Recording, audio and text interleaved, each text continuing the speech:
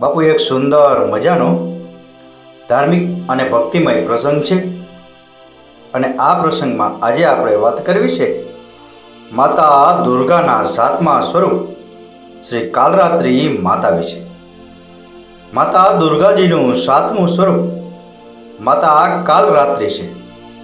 તેમનો રંગ કાળો હોવાને લીધે તેઓ કાલરાત્રિ તરીકે નામ પામ્યા છે. ભગવાન શંકરે એકવાર દેવીને કાલી કહી દીધા હતા અને કહેવાય છે કે ત્યારથી જ એમનું એક નામ કાલી પડી ગયું. દાનવ, ભૂત, પ્રેત, પિચાસ વગેરે તેમનું નામ લેવાથી ભાગી જાય છે. મા કાલરાત્રિનું સ્વરૂપ કાળું હોય છે, પરંતુ તેઓ હંમેશા શુભ ફળ આપે છે અને આ જ કારણે તેમનું નામ શુભંકારી પણ છે. મા કાલરાત્રિના શરીરનો રંગ કાળો છે. મા કાલરાત્રિના ગળામાં નરમુંડીની માળા છે. માતા કાલરાત્રિને 3 નેત્રો છે અને તેમના વાળ ખુલ્લા છે. માતા કાલરાત્રિ ગદર્ભ એટલે કે ગધેડાની સવારી કરે છે. માના 4 હાથ છે. તેમના એક હાથમાં કટાર અને એક હાથમાં લોખંડનો કાંટો છે.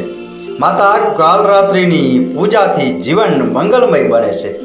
રોગ મુક્તિ, શોક મુક્તિ માટે મંત્ર જાપ કરવો જોઈએ. માતા કાલરાત્રિની ભક્તિ કરવાથી દુષ્ટોનો નાશ થાય છે અને ગ્રહ બાધા પણ દૂર થાય છે. શાસ્ત્રો અનુસાર માતા કાલરાત્રિની કથા આ પ્રમાણે છે. અસુરોના રાજા રક્તબીજનો વધ કરવા માટે દેવી દુર્ગાએ પોતાના તેજથી માતા કાલરાત્રિને ઉત્પન્ન કર્યા હતા. તેમની પૂજા શુભ ફળદાયી હોવાને લીધે તેમને શુભંકારી પણ કહેવામાં આવે છે. માન્યતા છે કે માતા કાલરાત્રિની પૂજા કરવાથી મનુષ્ય સમસ્ત સિદ્ધિઓને પ્રાપ્ત કરી લે છે. માતા કાલરાત્રિ પરાશક્તિ એટલે કે કાળા જાદુની સાધના કરતા જાતકોની વચ્ચે ખૂબ જ જાણીતા છે. માતાની ભક્તિથી દુષ્ટોનો નાશ થાય છે અને ગ્રહ બાધાઓ પણ દૂર થાય છે. ભક્તોની રક્ષા માટે દેવી દુર્ગા ભયાનક કાલરાત્રિના સ્વરૂપમાં પ્રગટ થયા હતા. તેમના 4 હાથ અને 3 આંખ છે. તેમનો રંગ કાળો છે. તેઓ ભયંકર અને ઉગ્ર સ્વરૂપમાં હોય છે. તેમના નાકથી આગની જ્વાળાઓ પ્રગટ થાય છે. તેઓ ગધેડાની સવારી કરે છે. તેમની પૂજા કરવાથી દરેક પ્રકારના દુઃખ દૂર થાય છે. અસુરોનો વધ કરવા માટે માતા દુર્ગા કાલરાત્રિ બન્યા. દેવી કાલરાત્રિનું શરીર રાતના અંધારા જેવું કાળું હોય છે. તેમના વાળ વિખરાયેલા હોય છે અને તેમના ગળામાં વિદ્યુતની માળા છે. માતા કાલરાત્રિની ઉત્પત્તિની કથા આ પ્રમાણે છે. દૈત્ય, શુભ, નિશુંભ અને રક્તબીજે ત્રણેય લોકમાં જ્યારે હાહાકાર મચાવી દીધો હતો ત્યારે એનાથી ચિંતિત થઈ અને બધા દેવગણો ભગવાન શિવજી પાસે ગયા. ભગવાન શિવજીએ દેવી પાર્વતીને રાક્ષસોનો વધ કરી પોતાના ભક્તોનું રક્ષણ કરવાનું કહ્યું. ભગવાન શિવજીની વાત સાંભળી અને માતા પાર્વતીજીએ દુર્ગાનું રૂપ ધારણ કર્યું અને શુભ નિશુંભનો વધ કર્યો. પરંતુ દુર્ગાએ જેવો રક્તબીજનો માર્યો તેના શરીરમાંથી નીકળતા રક્તથી લાખો રક્તબીજ ઉત્પન્ન થઈ ગયા અને એ જોઈ અને માતા દુર્ગાએ પોતાના તેજથી કાલરાત્રિને ઉત્પન્ન કર્યા. ત્યારબાદ દુર્ગા માતાએ રક્તબીજને માર્યો અને તેના શરીરમાંથી નીકળતા રક્તને કાલરાત્રિએ પોતાના મુખમાં ભરી દીધું અને બધાનું ગળું કાપતા કાપતા રક્તબીજનો વધ કર્યો. માતા કાલરાત્રિની પૂજા વિધિ આ પ્રમાણે છે. સૌથી પહેલા બાજોટ પર માતા કાલરાત્રિની પ્રતિમા અથવા તસવીર સ્થાપિત કરવી. તેના પછી ગંગાજળ અથવા ગૌમૂત્રથી શુદ્ધિકરણ કરવું. બાજોટ પર ચાંદી, તાંબા અથવા તો માટીના લોટામાં પાણી ભરીને તેના પર શ્રીફળ રાખી કળશ સ્થાપના કરવી.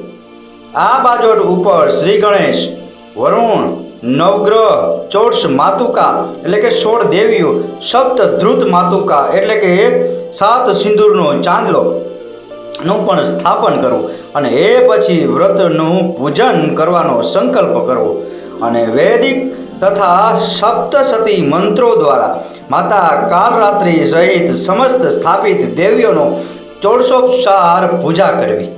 એમાં આહવાન, આસન, પાદ્ય, આસમન, સ્નાન, વસ્ત્ર, સૌભાગ્ય, સૂત્ર, ચંદન, નાળાસડી, હળદર, સિંદૂર, દુર્વા, બેલીપત્ર, આભૂષણ, પુષ્પહાર, સુગંધિત દ્રવ્ય, ધૂપ, દીપ, નૈવેદ્ય, ફળ, પાન, દક્ષિણા, આરતી, પ્રદક્ષિણા, મંત્ર, પુષ્પાંજલિ વગેરે કરવી અને ત્યારબાદ પ્રસાદ વિતરણ કરી પૂજા સંપન્ન કરવી.